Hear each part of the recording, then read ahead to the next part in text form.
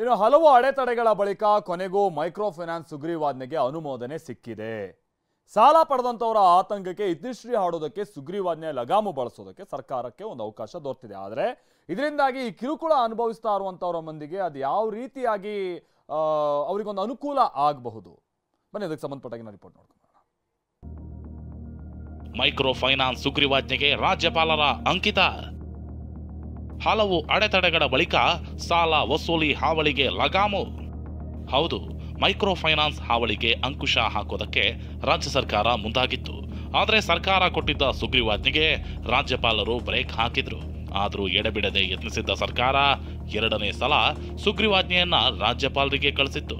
ಕೊನೆಗೆ ರಾಜ್ಯಪಾಲ ತಾವರಚಂದ್ ಗೆಹ್ಲೋಟ್ ಅವರು ಸುಗ್ರೀವಾಜ್ಞೆಗೆ ಅನುಮೋದನೆ ನೀಡಿದ್ದಾರೆ. ಸುಗ್ರೀವಾಜ್ಞೆಯನ್ನು ಒಪ್ಪಿಗೆ ನೀಡಿರುವ ರಾಜ್ಯಪಾಲರಿಗೆ ನಾನು ನನ್ನ ಹೃತ್ಪೂರ್ವಕವಾಗಿರ್ತಕ್ಕಂಥ ಅಭಿನಂದನೆಗಳನ್ನು ಸಲ್ಲಿಸೋದಕ್ಕೆ ಬಯಸ್ತೇನೆ. ಮೈಕ್ರೋ ಫೈನಾನ್ಸ್ ಸುಗ್ರೀವಾಜ್ಞೆಗೆ ಅಂಕಿತ ಹಾಕುವ ಸಂದರ್ಭದಲ್ಲಿ ರಾಜ್ಯಪಾಲರು ಕೆಲವು ಸಲಹೆಗಳನ್ನು ಕೂಡ ನೀಡಿದ್ದಾರೆ. ಆರ್ಬಿಐ ಅಡಿಯಲ್ಲಿ ನೋಂದಣಿಯಾಗಿರುವ ಸಾಲ ನೀಡುವ ಸಂಸ್ಥೆಗಳನ್ನು ಕಾನೂನು ಪಾಲನೆಯ ಮೂಲಕವೇ ನಿಯಂತ್ರಿಸಿ ಎಂದು ರಾಜ್ಯಪಾಲರು ಸಲಹೆ ನೀಡಿದ್ದಾರೆ. ಅಕಸ್ಮಾತ್ ಸಾಲ ಪಡೆದವರು ನ್ಯಾಯಯುತವಾಗಿ ಸಾಲ ತೀರಿಸದೇ ಇದ್ರೆ ಪ್ರಾಮಾಣಿಕ ಸಂಸ್ಥೆಗಳಿಗೆ ತೊಂದರೆಯಾಗಲಿದೆ. ಅಂತ ಸಮಸ್ಯೆಯನ್ನ ಸರ್ಕಾರ ಬಗೆಹರಿಸಬೇಕು ಎಂದಿದ್ದಾರೆ. ಸಹಜ ನ್ಯಾಯ ಜಾರಿಯ ಸಂದರ್ಭದಲ್ಲಿ ಸುಗ್ರೀವಾಜ್ಞೆಯಿಂದಾಗಿ ಮೂಲಭೂತ ಹಕ್ಕಿಗೆ ಅಡೆತಡೆಯಾಗಬಾರದು ಎಂಬ ಕಾಳಜಿಯನ್ನು ವ್ಯಕ್ತಪಡಿಸಿದ್ದಾರೆ. ಸರ್ಕಾರ ಇದೆಲ್ಲವನ್ನ ಗಮನ ಹರಿಸಿ ಸುಗ್ರೀವಾಜ್ಞೆಯನ್ನ ಅನುಷ್ಠಾನ ಮಾಡಬೇಕಿದೆ.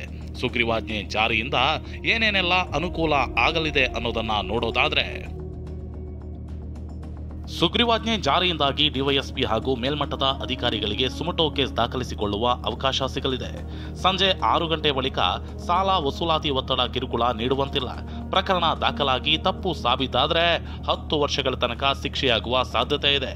ಈ ಮೂಲಕವಾದರೂ ರಾಜ್ಯದಲ್ಲಿ ಹಲವಾರು ತಿಂಗಳಿನಿಂದ ನಡೆಯುತ್ತಿರುವ ಮಾನಸಿಕ ದೈಹಿಕ ಕಿರುಕುಳ, ಅಮಾನುಷ ಸಾವು ನೋವು, ಅಮಾನವೀಯ ಸಾಲ ವಸೂಲಾತಿ ಕ್ರಮಗಳಿಗೆ ಕೊಂಚ ಬ್ರೇಕ್ ಬೀಳುವಂತಾಗಲಿದೆ. ಒಂದ್ ಕಡೆ ಸುಗ್ರೀವಾಜ್ಞೆಗೆ ಅಂಕಿತವಿದ್ರೆ ಮತ್ತೊಂದ್ ಕಡೆ ಸರಣಿ ಸಾವು ಮುಂದುವರೆದಿದೆ. ಕೊಡಗು ಜಿಲ್ಲೆಯ ಶನಿವಾರ ಸಂತೆ ನಿವಾಸಿ ಹಸೀನಾ ಎಂಬಾಕೆ ಮೈಕ್ರೋ ಫೈನಾನ್ಸ್ ಕಿರುಕುಳಕ್ಕೆ ಪ್ರಾಣ ಬಿಟ್ಟಿದ್ದಾರೆ. ಕರೆ ಮಾಡಿ ಬೆದರಿಕೆಯೊಡ್ಡಿದ್ದಕ್ಕೆ ಆತ್ಮಹತ್ಯೆಗೆ ಶರಣಾಗಿದ್ದಾರೆ. ಇದೇ ವೇಳೆ ಗದಗದ ಬೆಟಗೇರಿ ಬಡ್ಡಿ ಬಕಾಸುರರ ಮನೆಯಲ್ಲಿ 5 ಕೋಟಿ ರೂಪಾಯಿ ಪತ್ತೆಯಾಗಿದೆ. ಪ್ರಸನ್ನ ಗಾಂವ್ಕರ್, ಟಿವಿ9 ಬೆಂಗಳೂರು.